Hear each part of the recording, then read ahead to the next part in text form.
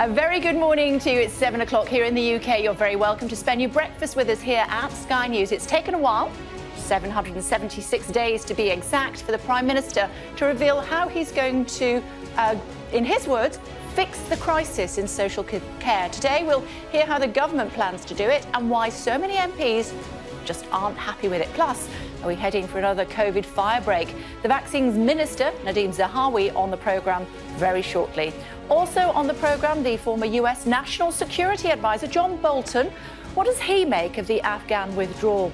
We'll find out. And the final countdown. One of London's most famous landmarks, Big Ben, is close to completion after a mammoth restoration to give it a new face. And David Baddiel is back on tour with his acclaimed stand-up show, Trolls, Not the Dolls. David Baddiel touring at last after his one-man show had to be rescheduled because of the pandemic. It's Tuesday, the 7th of September. Fixing social care, but at what cost? With one senior Conservative calling the PM's plans a sham, with national insurance expected to rise to pay for it. I'm live in Downing Street as the Prime Minister prepares to tell his cabinet taxes will have to rise to pay for reform of social care. And I'm here in Calais after another record number of migrants crossed the English Channel. We'll be asking what more the authorities could do with more hot weather expected. Michael K. Williams, the star of The Wire and Boardwalk Empire, has been found dead at his home, aged 54. We'll look back at his career. Joy and disbelief we hear from a mother whose 3-year-old son was found alive after 3 days alone in the Australian outback. The fairy tale goes on. Britain's Emma Raducanu upsets the odds and makes it to the quarter-final of the US Open.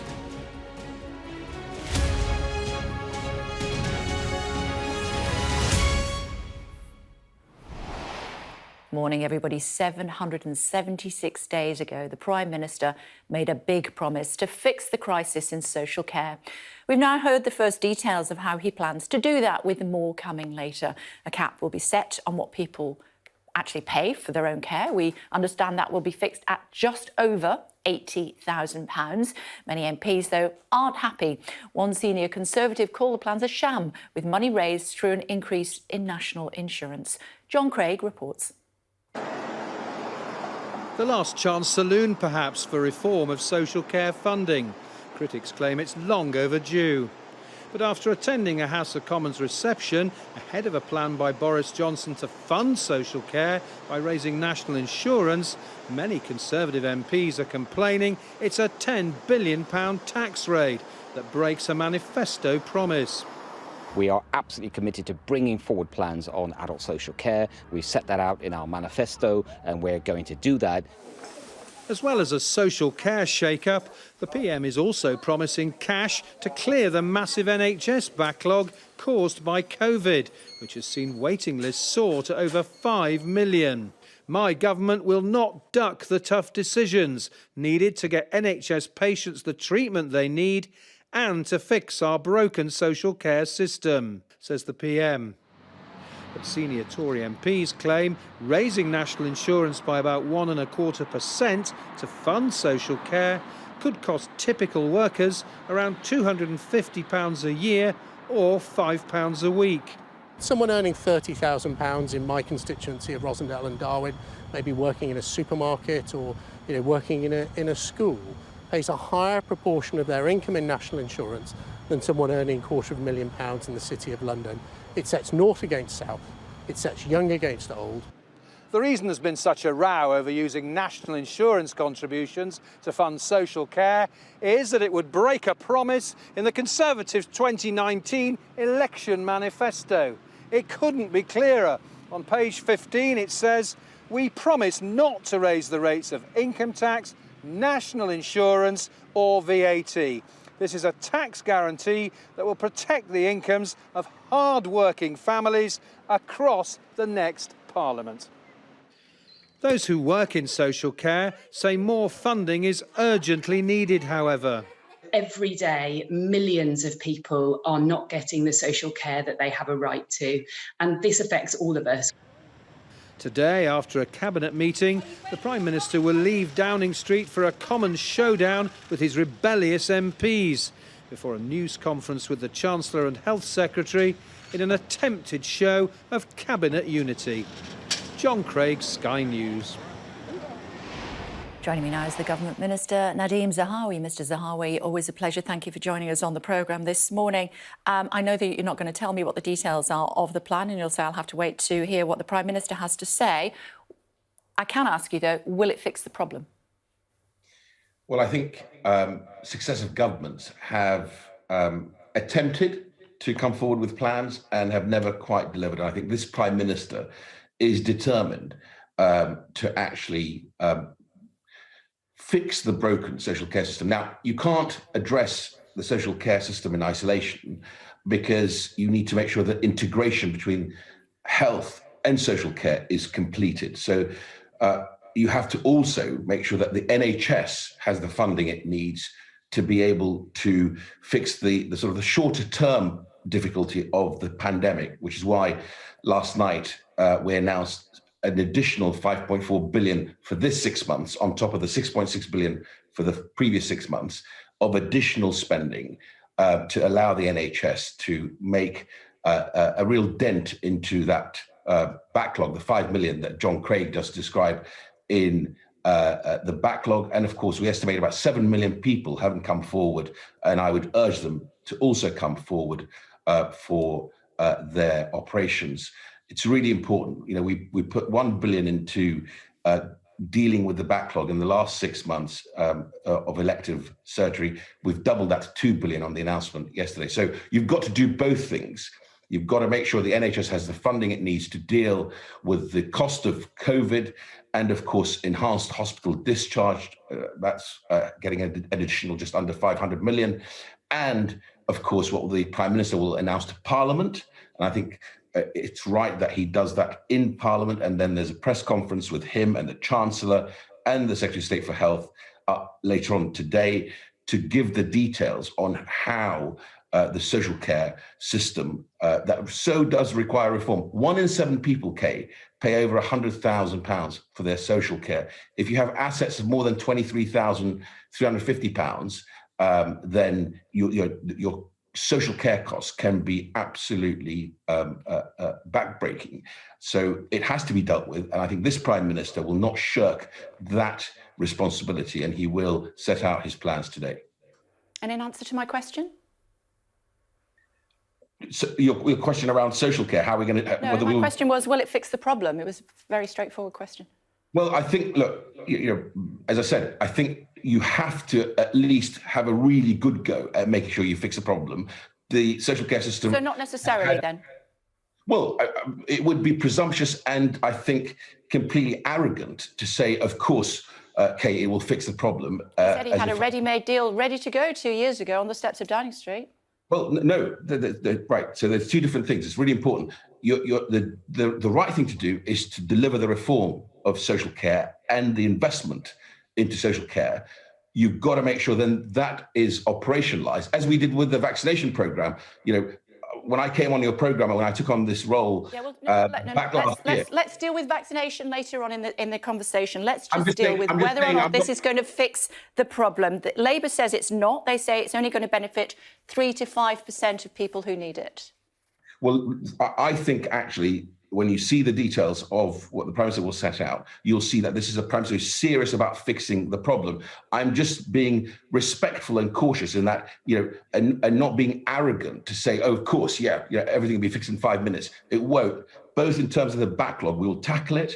We want to reduce it, but it will increase before it gets better. But we're putting the resources, the money that we announced yesterday, the additional 5.4 billion, taking the total, by the way, for this year alone of additional support to the NHS to 34 billion pounds, will go some way to addressing the backlog. In the same way, I'm not going to be arrogant. Twice you've talked about the amount of money. Twice you've talked about the amount of money that's going to the NHS, 5.4 billion, which was announced yesterday. The Health Foundation says it's a drop in the bucket, and the NHS needs at least 17 billion pounds to sort out that backlog. Well, the 5.4 billion is for this 6 months. There was 6.6 billion in the previous 6 months. So more forthcoming if necessary. Well, as I say, it's really important that we deal with both the NHS getting the funding it needs and my specific question is whether there'll be more money forthcoming for the NHS if necessary. If necessary, of course, we will continue to look at what the NHS needs, because you've got to fix both. You can't fix social care without having an NHS that is actually fit for purpose. Of course, I get that. And you're making a pledge today to my viewers on the programme. National insurance, you said, as a party in the manifesto, would not increase, and yet it looks as though that's what you're going to do. Are you completely comfortable with that? Well, let's wait and see what the details that will be set out by the Prime Minister later. You've got a money tree. You're going to have to get it from somewhere. You said that you're not going to put up national insurance as part of the manifesto. Would you be comfortable if the Prime Minister decided that was the only way to pay for this social care? Well, I don't want to preempt the Prime Minister or speculate. I'm not asking you to. I'm just saying, if that's what happened, would you be comfortable with breaking a manifesto promise? But let's wait and see what the Prime Minister sets out. The important thing is to remember. How would you feel about breaking a manifesto promise, though? Well, look, I want to meet every single manifesto promise that we make. That's the right thing to do. We have gone through an unprecedented shock to the economy because of the global pandemic, and we've had to deal with it and make some really, really tough decisions. But I don't want to preempt what the Prime Minister will announce or what the Chancellor will say in the press conference later on today. Very happy to come back on your show and discuss how we're going to pay for it. The important thing to remember is that this Prime Minister will set out the plan that I think will finally, after successive governments attempting to do this and failing, this Prime Minister will actually deal with this and deliver the funding that will fix the broken social care system that many people... Even if that means breaking manifesto promises. What about the triple lock for pensions? That was another manifesto promise, I believe, that would stay in place. Are you going to break that promise too? Well, first of all, no one is in the business of wanting to break any promises. There's been, if you look at the triple lock that's been in place and it's been in the manifesto, the Chancellor will set out any spending plans. It would be absolutely premature and I think wrong for the Minister for Vaccine Deployment to be setting out... You're representing the government today, Minister. You're not here as the vaccine minister. You're representing the government today. I'm putting it to you on behalf of my viewers that many of them voted for your party because you made those manifesto promises. I'm asking you, are you comfortable? I'm not asking you what the Prime Minister is going to say. I'm asking you, are you comfortable with breaking 2 manifesto promises potentially? I'm not comfortable with breaking any manifesto promises. What I'm saying to you, Kay, is that whatever we do in terms of the finances of this country and getting the country back on its feet, as the Chancellor has done, 407 billion has gone into that safety net to protect the economy, 8 billion into welfare. The Chancellor will set out our spending plans and will explain how we're paying for the social care reforms that we'll introduce, which will finally, I hope, begin that sort of road to dealing with the social care problems that we have faced for many, many years, if not decades. Got it. Talk to me about an area that you're much more comfortable with, and that is vaccines. The Eye newspaper reporting this morning that the government is planning an October firebreak if hospital admissions stay high. Is that something that you would endorse?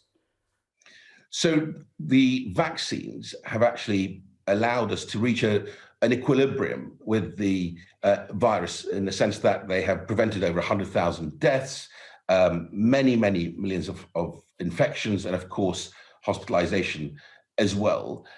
The upward pressure on infections is, as obviously we've reopened the economy to pretty much as close to normal as you can get. But obviously schools. Answer my question? I'm absolutely going to answer your question. We only have a finite amount of time. You're going to be here all day at this rate. No, hold on a second. So the booster program that we've had the interim advice from the JCVI on is my absolute priority. That will protect the most vulnerable to serious infection. That will absolutely help us to transition this virus from pandemic to endemic status. The important thing is we get that right, because I think if we do that well, we can continue on this sort of one-way road towards sustaining the opening of the economy and by next year, hopefully transitioning this virus from pandemic to endemic and dealing with it on an annual basis. The thing to do is to remain cautious. Let me try this one then. Let me try this one. Suggestions that school half-term could be extended from 1 to 2 weeks because those pesky little biters are the one that keeps spreading this virus. Is that a good idea?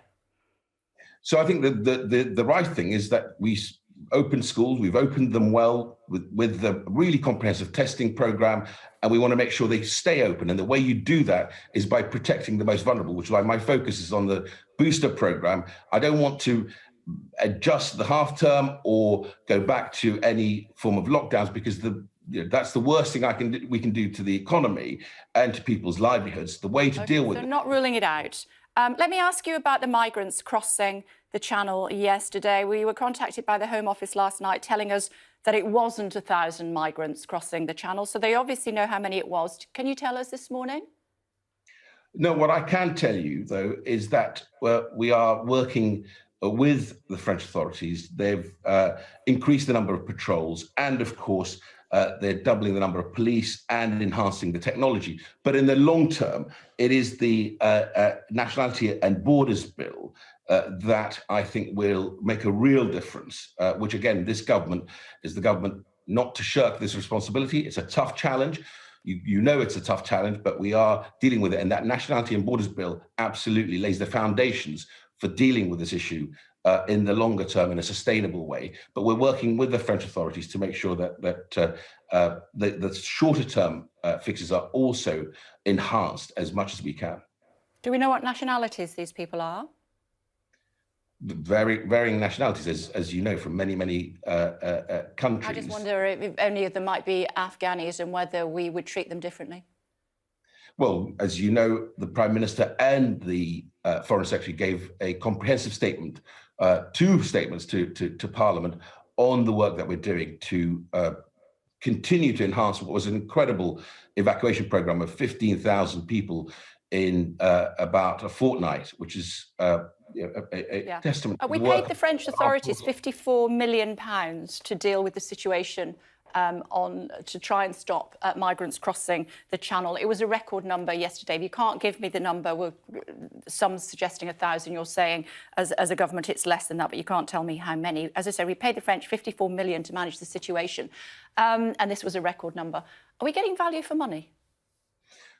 Well, I think the work that the French authorities are doing is incredibly important. I think it's right to continue to enhance that, and the conversations we've had with them is to really sort of hold them to account on the enhanced measures that they will be taking, doubling the number of police and increasing the ability of the tech to help. That is the short-term fix. The much longer-term fix is through the Nationality and Borders Bill, which I think is that a yes or a no?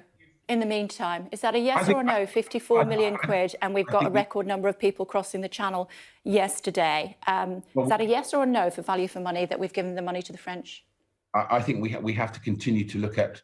You're not saying no, are you? You're not saying yes. What I'm saying is we have to hold them to account. We've gone to our colleagues to say, how are we doubling the number of police officers? How are we enhancing the technology? How are we dealing with this in the short term? But in the longer term, it is through our legislative system that we can introduce, as we have done, just like social care. This Prime Minister did not shirk the responsibility, nor did his Home Secretary, to deliver the Nationality and Borders Bill that will ultimately, in the long term, deal with this. I know you've got to go. I know you've got to go and talk to other people. I'm starting to get a bit of a complex because you never come in the studio to talk to me. I will. Do you know what? I said this morning that I'd like to come to the studio, but I was told it's easier to do it online. Next interview, I will do the studio. It's just as easy to come in. I'll make you a cup of tea. You can use my office to do other interviews. I will happily take you up on that, Kate. Great. Next time. I'm looking forward to seeing you here. Thank you very much indeed, as always, Mr. Zahawi. Thank you. Our Europe correspondent, Adam Parsons, is in Calais for us this morning. Hello to you, Adam. A very good morning to you. So we don't know how many people crossed the Channel, and we don't know whether we're getting value for money from the French. Yeah, that seemed to be the sort of clear message you just got there. And I think we're going to get more people crossing the channel today, because you look out there, that is the English Channel. This is Songat Beach on the edge of Calais, and the water looks pretty calm. The weather is warm, and you put those ingredients together, and what you end up with is a good day for trying to cross that treacherous stretch of water. Treacherous because if I just back over there, you see there's another ferry heading out. Across this stretch of water are lots of big boats. It is the busiest shipping lane in the world. It's also a vast, long coast. We've seen helicopters going above us today. We were driving around earlier, seeing French police who are on patrol around here. But this goes on for a long, long way. £54 million may be a good amount of money to throw at the French police, but it's not going to pay for everything they need to do here. That is their contention, that they don't have the resources to simply monitor all of this up and down. France also says, well, it gets more migrants than the UK has, that it effectively has a bigger problem to deal with. And of course, not all of these people going across the channel are illegal migrants. Many of them are going to claim asylum. Some of them will be successful. So this remains a contentious problem. The number of people crossing there, we think it was a record yesterday. I haven't seen anybody trying to make a crossing today. Of course, they generally do make themselves quite scarce, quite invisible. We will wait to see how many people arrive in Britain. OK, Adam, for now, thank you. Live in Calais for us this morning. Live, of course, down on the Kent coast as well, coming up in the next hour here on Sky News. Also, still to come, the SNP pushing back against the government's proposed increase to national insurance. We'll speak to Ian Blackford. That's at 8:20 this morning, 9:30. We'll be speaking to a comedian ahead of the rescheduled release of his brand new one-man show. Recognising him, of course, there he is, David Baddiel. And the Golden Girls are back, speaking to Team GB's 2 BMX gold medalists, Bethany Shriver and Charlotte Worthington, at 9:30. Before that, Michael K. Williams, the star of The Wire and Boardwalk Empire, has been found dead at his home at the age of just 54. His most iconic on-screen character was Omar Little in The Wire. Hey, look, I ain't never put my gun on no citizen. You are amoral, are you not? You are feeding off the violence and the despair of the drug trade. You're stealing from those who themselves are stealing the lifeblood from our city. You are a parasite who leeches off just like you, the culture of drugs. Excuse me? What? I got the shotgun. You got the briefcase. It's on the game, though, right? For me, it was Chalky White in Boardwalk Empire that, when I think about him, that's the character that I think about. Shingi Maruriki has more for us this morning at Sky Cinema. Hello to you. You're too young to remember some of those characters, but what a sensational actor he was. Morning, Kay. Yes, Michael K. Williams was perhaps best known for his role in the iconic, critically acclaimed HBO drama The Wire. He played the character of Omar Little, an openly gay stick-up man, the likes of which we had never really seen before. And that won him a legion of admirers, including the then presidential candidate Barack Obama, who called him his favourite character in his favourite TV show. Beyond that, he was well known for his role in that Prohibition period drama Boardwalk Empire. He also starred in the award-winning 12 Years a Slave. And overnight, a number of tributes have come pouring in for those unique talents and that unique ability he had on stage. First one I have here is from his co-star in The Wire, Wendell Pierce, who played the Baltimore detective Bunk Moreland. He said he's an immensely talented man with the ability to give voice to the human condition, portraying the lives of those whose humanity is seldom elevated until he sings their truth. And then we have another one from the award-winning director Spike Lee. He said, "Our brother passed away today in his home, the People's Republic of Brooklyn." He then went on to add, "Our greats are leaving us left and right, God bless. Williams was found at his flat in Brooklyn about 2 p.m. yesterday, New York time. A number of media outlets are saying that the New York Police Department are looking into it as a suspected drug overdose, but that has not yet been confirmed. It would be an incredibly sad set of circumstances, though, for someone who had spoken so openly about overcoming an addiction to drugs and overcoming a difficult childhood. Circumstances are still somewhat to be determined, but this is the incredibly sad loss of a talented actor who had so much more to give. OK, for now, thanks very much indeed. Thanks a lot. What a great actor he was. You remember, sometimes you could see that big scar on his face much more clearly. And apparently, I was reading about it this morning, that was from a bar brawl when he was in his 20s, a great big scar right down his face as a result of a fight. Sadly, he has died overnight at the age of just 54, much, much too early. Looking at the coronavirus figures for you here in the UK this morning, there have been a further 41,000 new cases in the latest 24-hour period. That means there have now been 7 million COVID cases in the UK since the pandemic began. Further 45 people have died in the 28 days since getting a positive test. That number now 133,274. Nearly 23,000 first doses of a COVID vaccine were given yesterday. More than 73,000 people received their second dose. Almost 43.5 million people are now fully vaccinated, though I was reading this morning that 20% of people under 40 have still not had their first dose of the vaccine. Let's tell you what's happening with Prince Charles. Clarence House has said that the Prince has no knowledge of an alleged cash for honours scandal. The Prince's former royal valet, Michael Fawcett, has stepped down as chief exec of the Prince's Foundation after accusations. He promised to help secure a knighthood and British citizenship for a Saudi billionaire donor. The former Brazilian World Cup winner Pelé has undergone successful surgery to remove a tumour from his colon. The 80-year-old, regarded by some as the greatest footballer of all time, thanked fans and doctors on social media after the operation at a hospital in Sao Paulo on Saturday. There he is. We wish him a speedy recovery, of course. Now, opposition politicians in Myanmar have announced a public revolution against the junta, which took power in January, urging people in every part of the country to revolt. Let's speak to our South Asia correspondent, Siobhan Robbins, who's standing by for us this morning. Hello to you, Siobhan. A very good morning to you. Tell us more.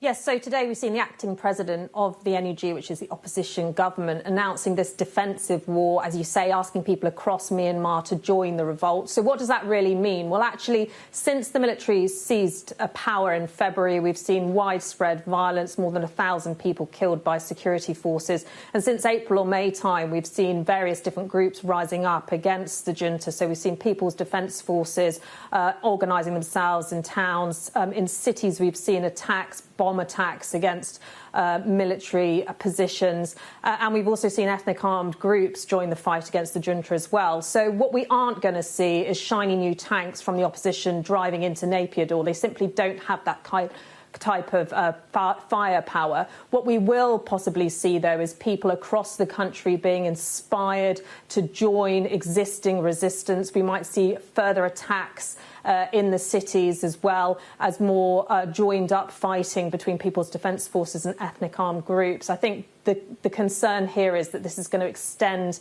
the bloodshed in Myanmar, because we have seen that the military for decades now doesn't mind using strong power and repression against the people in order to keep control. We haven't seen any really decisive intervention from the international community. So the opposition government will be hoping that they can get some sort of support from outside, that they can get some sort of legitimacy from outside, and that the people inside Myanmar will rise up and continue to rise up en masse. OK, thanks very much indeed. Thanks a lot, Siobhan. Coming up in just a few moments' time, we'll be speaking to the former US security advisor, John Bolton. He'll be with us here in the studio, so do stay tuned for that. Meantime, look at these cool pics.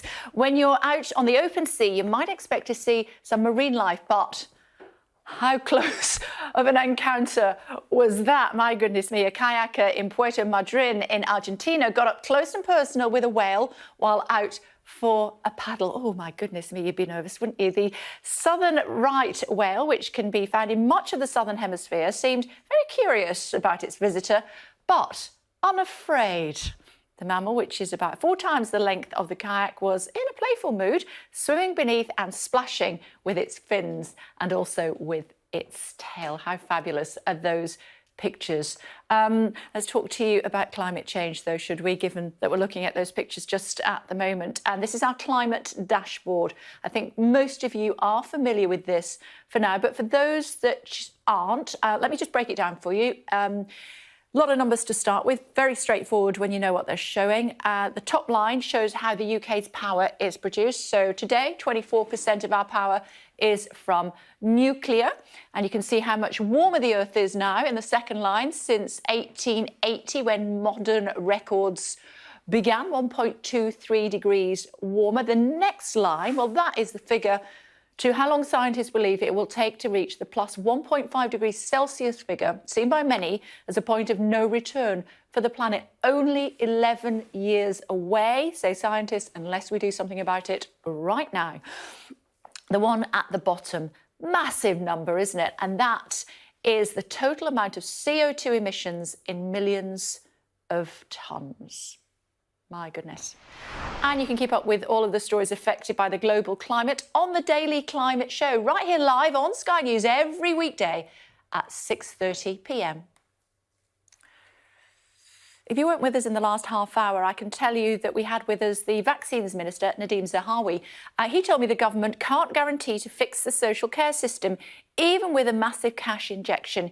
He was speaking as Boris Johnson prepares to unveil his plans for social care, which are believed to include an increase in national insurance contributions for workers and employers.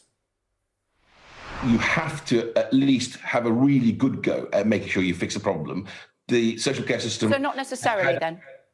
Well, it would be presumptuous and I think completely arrogant to say, of course, Kay, it will fix the problem. I'm asking you, are you comfortable? I'm not asking you what the Prime Minister is going to say. I'm asking you, are you comfortable with breaking 2 manifesto promises potentially? I'm not comfortable with breaking any manifesto promises. What I'm saying to you, Kay, is that whatever we do in terms of the finances of this country and getting the country back on its feet, as the Chancellor has done, 407 billion has gone into that safety net to protect the economy, 8 billion into welfare. The Chancellor will set out our spending plans and will explain how we're paying for the social care reforms that we'll introduce. Tamara Cohen joining us from Downing Street this morning. Hello to you, Tamara. He was dancing on the head of a pin there, wasn't he? Good morning, Kay. Yes, he certainly was. Now, the message from Boris Johnson today, Kay, is that previous governments have ducked the tough decisions needed to fix the social care system, but he is going to do it, and people may not like some of the detail, but he's going to push it through, and he will be telling his cabinet, to a meeting round the table for the first time since COVID today, how that is going to work. And we know it is going to involve tax rises that many in his party don't like. Now, how they're going to fix the system, as he puts it, is by introducing a cap on how much any one person will pay for their care if they have dementia or another life-limiting condition. And I can tell you, Kay, that cap is going to be over £80,000, which is a win for the Chancellor, because Number 10 were advised to have it much lower, but it's still a big political gamble for Boris Johnson. OK, Tamara, for now, thanks very much indeed. Thank you. John Bolton with us in just a moment. Before that, 2 high-ranking United States officials will meet Qatari ministers this morning to discuss the ongoing situation in Afghanistan. The Secretary of State, Antony Blinken, and the Defence Secretary, Lloyd Austin, are in Doha to meet Qatar's ruling emir to seek support for the evacuation of Americans left behind in Afghanistan. They are expected to meet the Qatari ministers this morning, but President Biden wouldn't be drawn on what future relations between the US and Afghanistan could look like.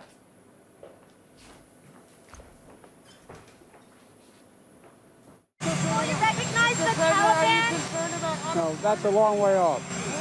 That's a long way off. Thank you. What's your message to America? Will you recognize the Taliban? Didn't have much to say, did he? Let's get the views of the former US National Security Advisor, John Bolton, who is with us now in the studio. Good morning. Thank you so much for joining us on the programme today.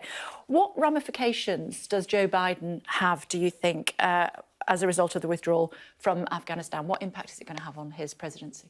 Well, I think it's already had a very dramatic negative impact in his favorable, unfavorable ratings. That could spill over into the domestic area this month, where he has $3.5 trillion that he wants to spend. But I think internationally, it has called into question his competence, his professionalism, his credibility. I think the decision to withdraw was catastrophically bad, and I think Biden is suffering accordingly. Wasn't his decision originally, though, was it? He was just putting into effect a decision that was made by President Trump. Well, look, Trump bears a full share of the blame here, but Biden could have changed the policy. He's changed other Trump policies. Biden and Trump on this issue see eye to eye. They both want it out, and I believe it's both their responsibility. Did the war achieve what it set out to do? Well, it achieved enough of what it set out to do. It prevented another terrorist attack like 9/11 for 20 years against the United States. I personally never believed that nation building was part of our mission. I think we had a geostrategic reason to be there. I think we still do. I think we're now very much at risk going forward, and so is Europe. You say nation building wasn't part of the remit, but if not, then what was going to be left behind? Because we saw what happened when the Russians pulled out. They pulled out in 1979, 1989, a 10-year war, pulled out in 1989. They were basically saying, it's a failed state, we need to leave. So the Americans knew what it was before they went in. Well, the objective was to overthrow the Taliban that had given al-Qaeda aid and comfort and destroy al-Qaeda. We were substantially but not totally successful. The mission thereafter... But then creating a vacuum. No, but thereafter the question would be, what society do the Afghans themselves want to build? We set about building a strong central government. I never thought that was necessary. The key point is not to help the Afghans, God bless them and all that. The key point was to protect America and its allies from further terrorist attacks. Once you get beyond that, it gets very difficult to contain the mission, and that's partially what we're suffering from now. Given what's happened, do you think that America is as safe now as it was when you went in October of 2001? No, clearly we're less safe today. We are back in the pre-9/11 environment. And the idea that somehow Taliban have reformed, they now have smiling faces, they're going to allow women and girls to have education and careers, they're not going to do what they say they believe in Afghanistan, I think is a mistake. We can't know for certain, but the people with the most information are the people of Afghanistan, and they're terrified about Taliban. We had the UK head of the army here, where you're sat, a couple of weeks ago, and he said we have to take them at their word for now, the Taliban. I don't take the Taliban at their word for anything. I personally wouldn't give them air to breathe. And I think we've already seen evidence that foreign fighters have started to come back into Afghanistan. Al-Qaeda never really left. ISIS-K is simply another competitor with Taliban. And the idea that Taliban are now more or less on our side against ISIS-K, I think it's a fool's errand. When you say pre-9/11 terror threat, can you expand on that for me? Well, it's not there today, but it may be there soon. And the circumstances are that you have a terrorist government in Afghanistan now under the Taliban. And as they did before, they allowed sanctuaries to al-Qaeda and other terrorist groups. That's the threat that I think that we see again. And from those sanctuaries, these terrorists could plan attacks on the United States and others. So I don't see any reason to be optimistic. I think, moreover, we have to look beyond just the threat from Afghanistan. I think this decision to withdraw has had a very negative effect for the U.S. and NATO as a whole, vis-a-vis Russia, vis-a-vis China and others. I think they see this as weakness, and I think they will try to exploit it. And you're particularly worried about the situation in Pakistan? Yeah, look, I think now, that has nuclear weapons. With a terrorist government next door, the risk of a terrorist government in Pakistan increases dramatically. That risk is already there. And if terrorists take over, they've got scores of nuclear weapons that they can deploy around the world, which is frightening. I mean, I want to just quote you. Last week you told CNBC the rise of the Taliban in Afghanistan poses a threat of a takeover of Pakistan by terror groups. It would be a catastrophe if like-minded terror groups take control of Pakistan's nuclear weapons. I mean, That's scary stuff. Do you think that's a very real threat? Well, look, I think the United States has been concerned about Pakistani nuclear weapons, whether in onesies or twosies, getting into terrorist hands, or the worst-case scenario, the entire government being taken over by terrorists. Look, the inter-services intelligence of the Pakistani military has been paymaster to the Taliban for decades. Their influence, their radical influence, has spread throughout the Pakistani military, which is the steel skeleton that really governs Pakistan. So the danger is already there. I just think the danger now is worse with a terrorist group in charge next door. How did the West get it so wrong when it came to withdrawing from Afghanistan? Because we were led to believe that while the Afghan army were not as highly trained as potentially they might be, they were certainly on the right track, and they significantly outnumbered the Taliban. So what went wrong? Was it the intelligence that was wrong? No, look, I think people have misunderstood this mission for a long time. I would never believe that the Afghan army was America's front line of defense. I mean, again, I wish them well and so on, or I did, because they don't exist anymore.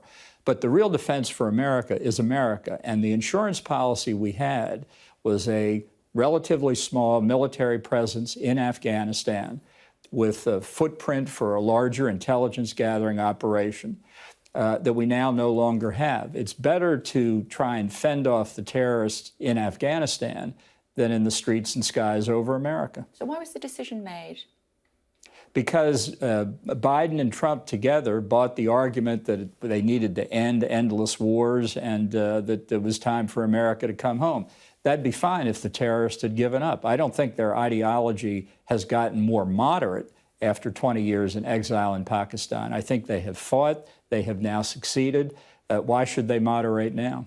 So it was for a domestic audience that they didn't want forever wars, and certainly the American people had decided that 20 years was more than long enough. No, I don't think the American people decided anything. I think we've had a long time of failed leadership.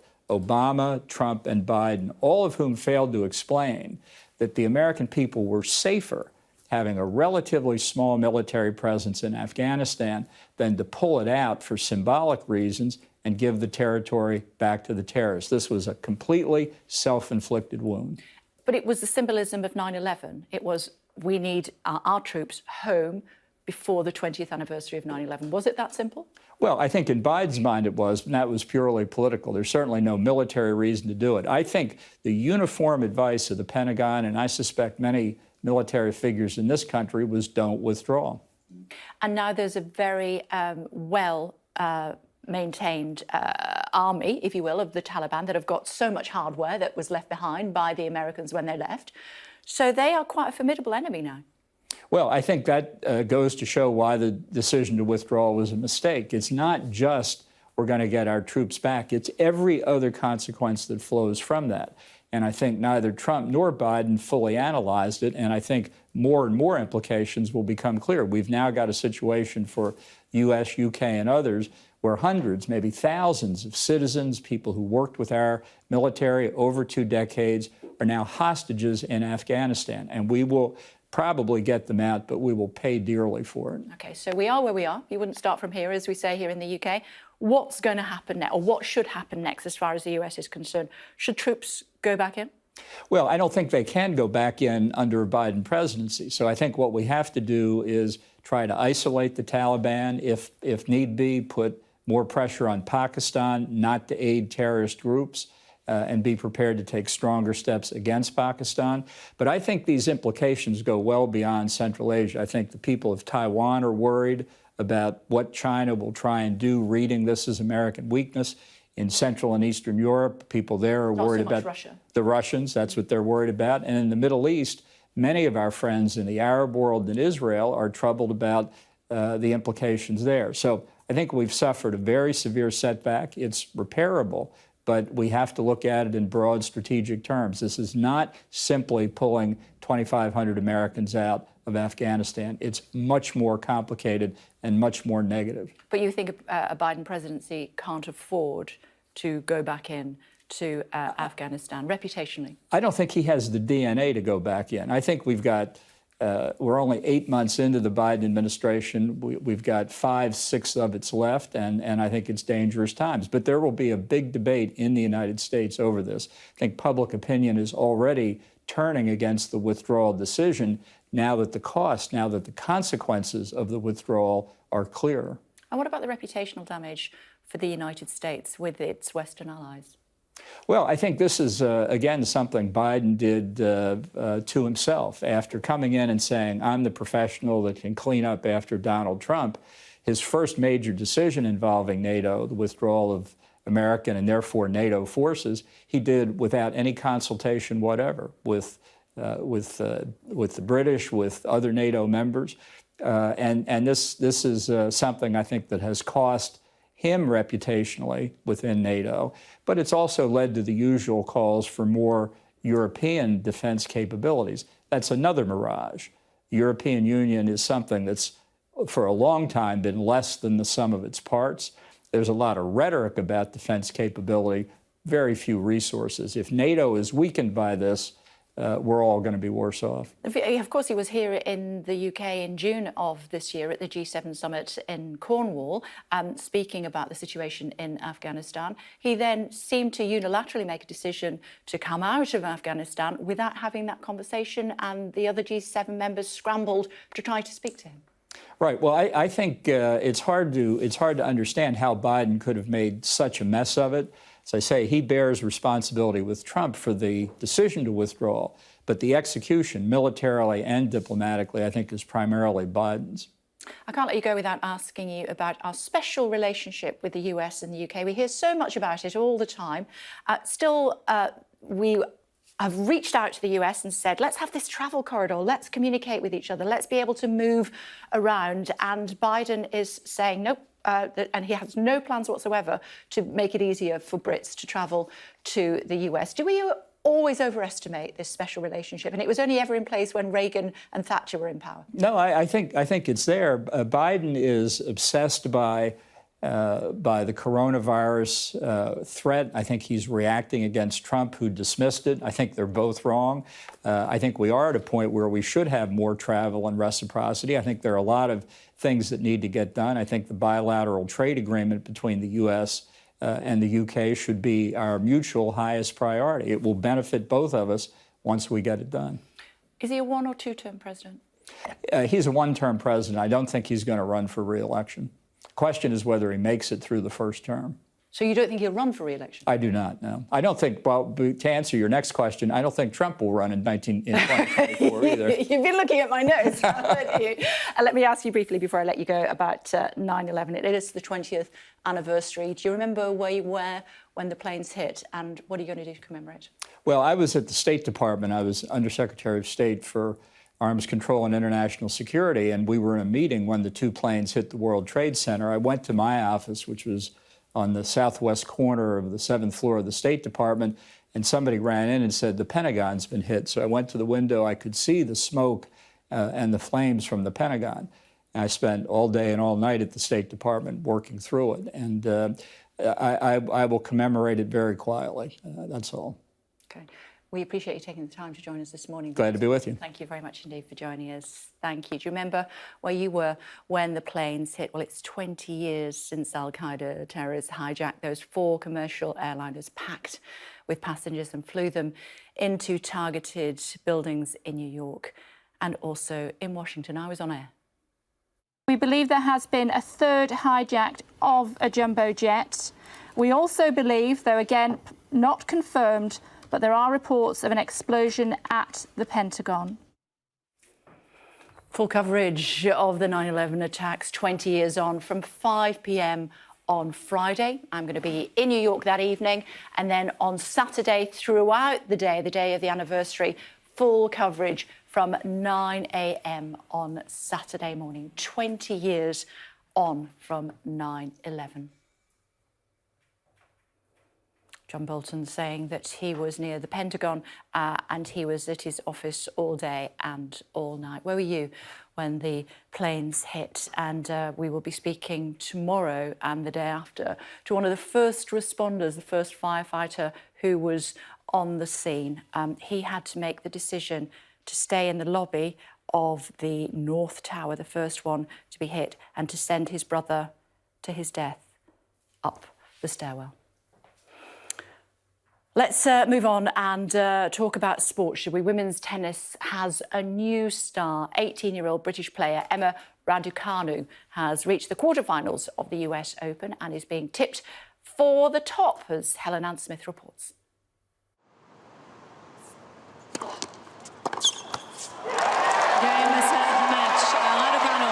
Undoubtedly the biggest moment in a blossoming career.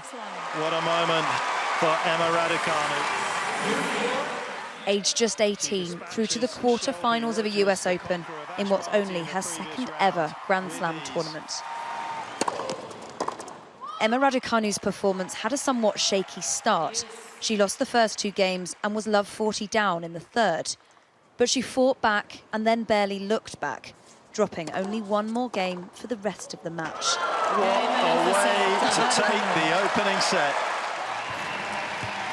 Watched on by legends of the game, Billie Jean King and Virginia Wade, who won here in 1968. Her win decisive, her delight self-evident. Thank you so much for watching my match. I really appreciate it, and you're an absolute legend, so I'm really honoured to have had you here. It's been an astonishing run for the teenager. Despite 7 matches and 3 top 50 opponents, she hasn't even lost a set. But as success and popularity mount, so too does the pressure. She faced scrutiny earlier this summer when she withdrew from the 4th round of Wimbledon. She was a wild card, it was her first Grand Slam, and there were suggestions it had all got too much. A return like this, say some, shows exceptional resilience. I really believe that we've got a female tennis player, British tennis player, that will go on to win Grand Slams and indeed be a future world number 1. However, we need to be mindful that she's, Emma's still very young at 18. But her next match will no doubt be harder. Belinda Bencic is Olympic champion, but for now, this moment is for savouring. By any measure, a sensational summer in a career that's only just started. Helen Ann Smith, Sky News in Washington. Fantastic news. Now, Planet Super League and Counters In have joined forces to launch Cup 26, a football tournament encouraging fans, children and families to take action against climate change. With us now is the founder of Planet Super League, and that's Tom Gribben. Hello to you, Mr. Gribben. Thanks for joining us on the programme this morning. What is Cup 26? Morning, Kay. We launched Cup 26 to try and inspire football fans and people all over the country to do their bit for climate change. And what we do is we partner with football clubs. We've got 49 of them that we're launching the season with today. And we invite their fans to sign up and represent their club and play for the planet. And what fans can do is they go to our platform and there's a whole bunch of activities they can do that have some fun and help them reduce their carbon footprint, get together as a family. So it could be a meat-free meal or have a screen-free evening or line dry your clothes. And they score goals every time they take these actions, and the goals help their team in matches, much like a football match. And the tournament lasts for 7 weeks. And just as COP begins, we'll know which fans are the greenest and which club wins. Which clubs have signed up? There's all sorts of clubs. So importantly, Kate, your club, Wigan, are signed up. So I hope you'll be signing up to play for them. But we've got Spurs and Liverpool and Arsenal and Chelsea and Chesterfield and Northampton and Lincoln City and my club, Nottingham Forest. So there's over half of the clubs in the country are signed up. So if any of you are fans of these clubs, please go to cup26.co.uk and sign up and play for your club. OK, and how do you decide who wins? So it's very much like a football match. Each week, your club plays a fixture against another club, and the match lasts a week in length, not 90 minutes, because we want to give people time to have their meat-free meals or walk to work or whatever it may be. So over that week, whenever you take an action, you score a goal or 2 or 3, and it's live on the site. So there's a sort of live scoreboard. They kick off on a Monday morning, and on the Sunday evening, we know who the winner of that match is. And the winner gets 3 points, and if it's a draw, they get a point. And much like, say, the Euros, there's we start with group stages. So there's 9 groups, and then the winners of those go into a semis, and then we have a final. Amazing. Look forward to it. Come back, please, and tell us who wins and how they've got on, how they did manage to take the trophy. I'm guessing there is a trophy. There is a trophy. This is the trophy that we're taking. There we go. Fantastic. Lovely. With West Ham colours, or are they Aston Villa colours? They're actually Burnley colours. Burnley are the current title holders. So Burnley colours. Ah, OK. Alistair Campbell will be pleased. It's good to talk to you. Thanks so much for joining us. Thank you. Now, a bit of heartwarming news. A 3-year-old boy has been found safe and well in Australia after being missing for 3 days on his own in woodland. Video footage shows AJ Elflack, who has autism and doesn't speak, sitting in a creek while cupping water into his hands to drink. And there he is. Bless his cotton socks. The crew of a police helicopter spotted him in the creek on Monday morning, 3 days after he went missing from his family's remote, rural property. He was dehydrated, not surprisingly, had nappy rash, but was otherwise well, but was taken to hospital for observation. His family are simply overjoyed, as you can imagine, to see him back. Good for him. That is amazing. Like to end with some happy news for you. Coming up in the next hour, social care. The government says they're going to reform it. How are they going to pay for it? Stay tuned and find out.